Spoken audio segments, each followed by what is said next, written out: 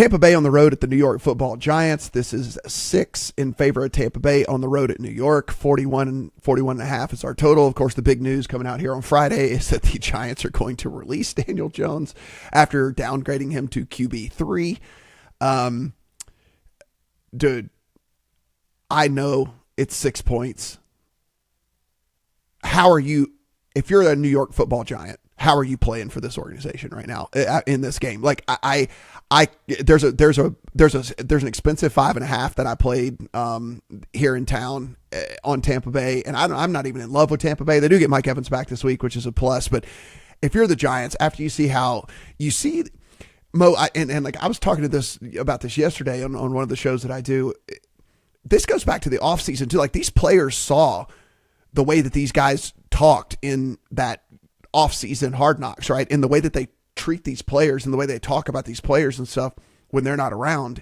And then you do this to Daniel Jones and downgrade him to QB3, have him out there on the practice squad scout team playing safety before you cut him later that afternoon and all that. Like you're getting all these players giving the anonymous quotes to the media saying like, this is all bullshit and whatever. So, again, I'm not a big narrative bettor. I'm actually more of a big time statistical bettor. This is a narrative bet for me. I mean, I just don't know how the Giants show up after all the nonsense that's gone on this week. I'm with you, man. I got to be honest. I just I wanted to bet Tampa Bay so bad, but so many people I respect are hammering the other side, including like the market moving forces. Obviously, with this was I think 6.5 earlier in the week, and there's like tons of 5.5s out there. Like somebody who is good at this, I guess, likes the Giants, man. But I don't get it. I want to play Tampa so bad, but I'm just letting these people talk me out of it. But I'm with you. How do you play hard if you're a Giants player when you know that they benched Daniel Jones, who is obviously the best quarterback in the room, because they don't want to pay his contract or whatever? And like, how do you go out there and give a full effort for that organization? I don't see it, but me neither.